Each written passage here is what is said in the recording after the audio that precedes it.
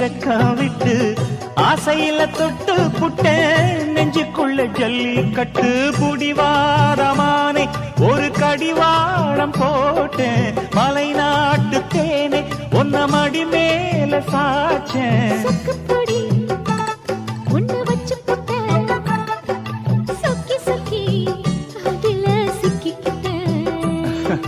கிச்சிலி சம்பா குத்தி எடுத்தே மொச்ச குழம்பும் வச்சு எடுத்தே ஆமாடி அதுக்காகத்தான்